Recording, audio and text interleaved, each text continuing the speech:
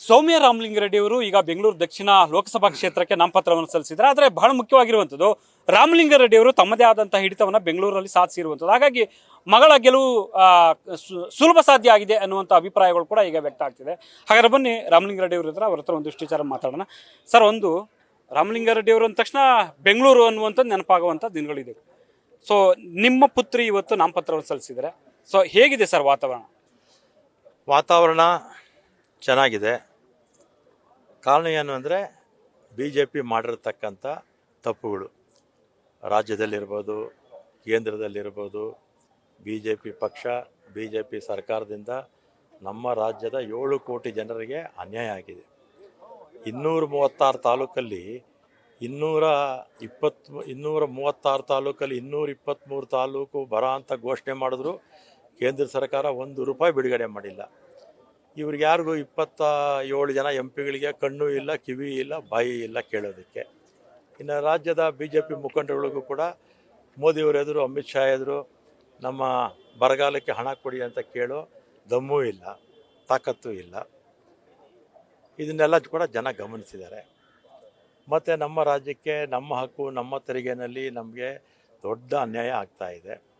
ಅದು ಇತ್ತೀಚೆಗೆ ಅದನ್ನೆಲ್ಲ ಕೂಡ ಜನಕ್ಕೆ ಈ ಗಮನಕ್ಕೆ ಬಂದಿದೆ. ಅಂದ್ರೆ ಇದೇ ವಿಚಾರವನ್ನು ಇಟ್ಕೊಂಡು ಜನರ ಮುಂದೆ ಹೋಗ್ತಿದ್ದಾರೆ. ಈಗ ನಮ್ಮ ರಾಜ್ಯಕ್ಕೆ ಏನು ಅನ್ಯಾಯ ಆಗ್ತಾ ಇದೆ ಅದನ್ನ ಇಟ್ಕೊಂಡೇ ಮುಂದೆ ಹೋಗ್ತೀವಿ. ಮತ್ತು ಮೋದಿಯವರ ಸರ್ಕಾರ ಏನು ಆಶ್ವಾಸನೆ ಕೊಟ್ಟಿದ್ರು ಯಾವುದೂ ಕೂಡ ಈಡೇರಿಸಲಿಲ್ಲ. ಬಹುತೇಕ ಅವರ ಕಾರ್ಯಕ್ರಮಗಳು ಕನ್ನಡಿ ಒಳಗಡೆ ಗಂಟಿದ್ದಂಗೆ. ಈಗ ಆಯುಷ್ಮಾನ್ ಭಾರತ್ ಎಷ್ಟು ಜನಕ್ಕೆ ಅದ್ರ ಉಪಯೋಗ ಆಗಿದೆ ಹೇಳ್ಬಿಡಲಿ. ಮತ್ತು ವಿಶ್ವಕರ್ಮ ಅಂತ ದೊಡ್ಡ ಪ್ರಚಾರ ಮಾಡಿದ್ರು, ಎಷ್ಟು ಜನಕ್ಕೆ ಲೋನ್ ಕೊಟ್ಟಿದ್ದಾರೆ ಹೇಳ್ಬಿಡಲಿ. ಕೇಂದ್ರ ಸರ್ಕಾರದಿಂದ ಹಣ ಕೊಡ್ತಾರೆ, ಒಂದು ಮನೆಗೆ 1.5 ಲಕ್ಷ ಕೊಡ್ತಾರೆ. ಆದರೆ ನಮ್ಮ ಹಣನೂ ಸೇರಿಸಿ 3 ಲಕ್ಷ ಮೇಲೆ GSTನೇ ಕಿತ್ಕೊಡ್ತಾರೆ. ಗಾಳಿ ಬೆಳಕು 2ಕ್ಕೆ ಬಿಟ್ಟರೆ ಉಳಿದಿರ್ತಕ್ಕಂಥದ್ದು ಎಲ್ಲದಕ್ಕೂ GST ಹಾಕ್ಬಿಟ್ಟಿದ್ದಾರೆ. ಮತ್ತು ನಮ್ಮ ಆಡಳಿತನ ನೋಡಿದ್ದಾರೆ. ಮತ್ತು ಮೋದಿಯವರು ಕೂಡ ಎಲ್ಲ 15 ಲಕ್ಷ ಕೊಡ್ತೀವಿ ಅಕೌಂಟಿಗೆ, ಮತ್ತು ವಿದೇಶದಲ್ಲಿರ್ತಕ್ಕಂಥ ಕಪ್ಪಣ ಎಲ್ಲ ತರ್ತೀವಿ ಅಂದರು. ಮತ್ತು ಇನ್ನೂ ಅನೇಕ ಆಶ್ವಾಸನೆಗಳು ಕೊಟ್ಟರು. ಪೆಟ್ರೋಲ್ 30 ಕೊಡ್ತೀವಿ, ಡೀಸೆಲ್ 25 ಕೊಡ್ತೀವಿ, ಗ್ಯಾಸು ಎಷ್ಟು 100ಕ್ಕೋ 200ಕ್ಕೋ ಕೊಡ್ತೀವಿ ಅಂತ ಹೇಳಿದರು. ಆಮೇಲೆ ದಿನನಿತ್ಯದ ಅಗತ್ಯ ವಸ್ತುಗಳು ಎಲ್ಲ ಜಾಸ್ತಿ ಆಯಿತು. ರೈತರ ಆದಾಯ ದುಪ್ಪಟ್ಟು ಮಾಡ್ತೀವಿ ಅಂದರು. ಒಂದೇ ಸಲ ₹400 ಯೂರಿಯಾ ₹2,000 ಮಾಡಿಬಿಟ್ರು. ಅದರಿಂದ ಯಾವ ವರ್ಗಕ್ಕೂ ಕೂಡ BJP ಸರ್ಕಾರ ಸಹಾಯ ಮಾಡಿಲ್ಲ. ಇಲ್ಲೂ ಕೂಡ ಜನಕ್ಕೆ ಇದೆಲ್ಲ ಗೊತ್ತಿರೋದ್ರಿಂದ ಈ ಬಾರಿ ಕಾಂಗ್ರೆಸ್ನ 28 ಲೋಕಸಭಾ ಸದಸ್ಯರು ಕಾಂಗ್ರೆಸ್ ಪಕ್ಷದವರೇ ಆಯ್ಕೆ ಆಗ್ತಾರೆ. ಸೌಮ್ಯಾರೆಡ್ಡಿ ಕೂಡ ಬಹುಮತದಿಂದ ಗೆಲ್ತಾರೆ. ಸರ್, ನಿಮ್ಮ ಪ್ರತಿಸ್ಪರ್ಧಿ ಅವರ ವಿರುದ್ಧ ಗೆಲ್ಲೋದಕ್ಕೆ ಯಾವ ರೀತಿ ರಣತಂತ್ರವನ್ನು ರೂಪಿಸಿದ್ದಾರೆ ಈ ಸಲ? ಈಗ ಇದು 23 ಲಕ್ಷ ಇರ್ತಕ್ಕಂಥ ಕ್ಷೇತ್ರ. ಪಾರ್ಲಿಮೆಂಟಲ್ಲಿ 15ರಿಂದ 20-25 ಲಕ್ಷದವರೆಗೂ ಇರುತ್ತೆ.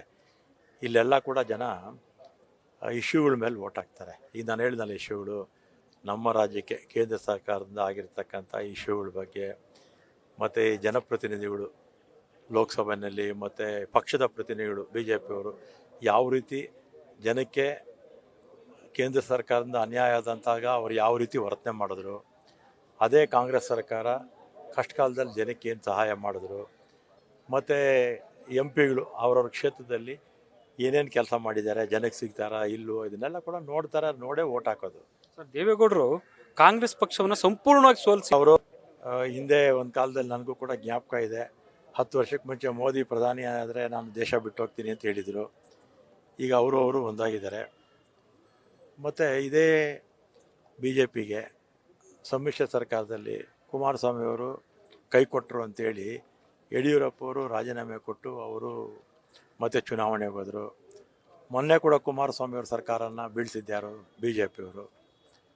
ನೋಡೋಣ ಎಷ್ಟು ದಿವಸ ಈ ಒಂದು ಸಮ್ಮಿಶ್ರ BJP JDS ಎಷ್ಟು ದಿವಸ ಇರುತ್ತೋ ನೋಡೋಣ. CM ಸಿದ್ದರಾಮಯ್ಯ ಅವರನ್ನ ಗರ್ವಭಂಗ ಮಾಡಬೇಕು ಅನ್ನುವಂಥ ಮಾತಾಡಿದ್ದಾರೆ. ಗರ್ವ ಪ್ರಶ್ನೆ ಏನೂ ಇಲ್ಲ. ಅವ್ರಿಗೆ ಆತ್ಮಗೌರವ ಬಗ್ಗೆ ಸಿದ್ದರಾಮಯ್ಯವ್ರು ಮಾತಾಡ್ತಾರೆ ಅಷ್ಟೇ. ಅವರ ಗರ್ವ ಅನ್ನೋದೇ ಇಲ್ಲ. ಚಿಕ್ಕ ಮಗು ಇದ್ದಂಗೆ ಯಾರು ಸಿದ್ದರಾಮಯ್ಯವರು. ಸ್ವಾಭಿಮಾನ ಅಷ್ಟೇ. ಸ್ವಾಭಿಮಾನದಿಂದ ಮಾತಾಡೋದನ್ನು ಗರ್ವಿ ಅಂತ ಹೇಳೋಕ್ಕಾಗತ್ತಾ? ಗರ್ವಿಗಳೆಲ್ಲ BJP ಪಕ್ಷದಲ್ಲಿದ್ದಾರೆ. ಸರ್, BJP JDS ಮೈತ್ರಿ ಮಾಡ್ಕೊಂಡಿರೋದ್ರಿಂದ ಕಾಂಗ್ರೆಸ್ಗೆ ಏನಾದರೂ ನಡುಕ ಶುರುವಾಗಿದೆಯಾ ಅಂತ ಭಯ ಇದೆಯಾ ಅಂತ?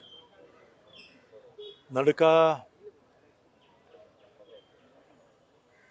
ಆಗಿದೆಯೋ ಇಲ್ವೋ ಅಲ್ವಾ? ಜೂನ್ 4ಕ್ಕೆ ಚುನಾವಣೆ ಬರುತ್ತೆ, ರಿಸಲ್ಟ್ ಬರುತ್ತೆ. ಆ ಸಂದರ್ಭದಲ್ಲಿ ಜನ ಅವರ ಒಂದು ಅನೈತಿಕ ಒಂದು